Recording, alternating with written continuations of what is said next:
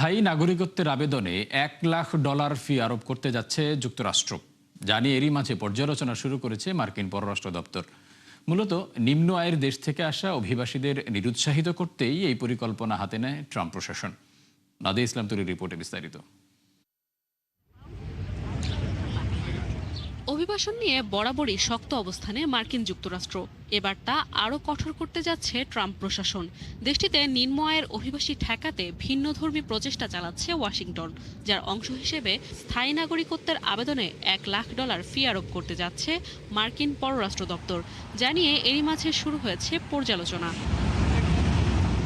শুরুতে অল্প কয়েকটি দেশে পরীক্ষামূলকভাবে এই নীতি চালুর কথা ভাবছে তারা, যেখানে ভিসা আবেদনের ফিকে জামানত হিসেবে বিবেচনা করা হবে।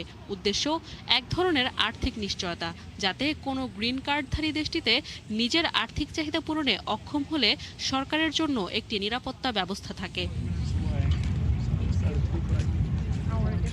যুক্তরাষ্ট্রের নাগরিকত্ব প্রক্রিয়াটি বেশ সময় সাপেক্ষ, অর্থাৎ এই প্রক্রিয়া শেষ হতে কয়েক বছর পর্যন্ত সময় লাগতে পারে।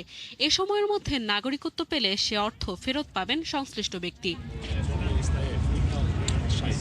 সাধারণত যুক্তরাষ্ট্রে বসবাসকারী নিম্ন আয়ের দেশের মানুষরা এই আবেদন করে থাকেন। মূলত তাদের নিরুৎসাহিত করতে এই পরিকল্পনা হাতে নেয় মার্কিন সরকার। অভিবাসন কমাতে এর আগেও নানা উদ্যোগ নেয় যুক্তরাষ্ট্র। এই যেমন জানুয়ারিতে ৭৫টি দেশের জন্য অভিবাসী ভিসা আবেদনে স্থগিতাদেশ জারি করে দেশটি। যদিও জাতীয়তার ভিত্তিতে ভিসা স্থগিত করার এই নীতি এখনও আইনি চ্যালেঞ্জের মুখে রয়েছে। এছাড়া সম্প্রতি বিদেশি দক্ষ কর্মীদের জন্য H-1B ভিসার আবেদনে নিয়োগকর্তার উপর $1,00,000 ফি আরোপের উদ্যোগ বাধার মুখে পড়ে।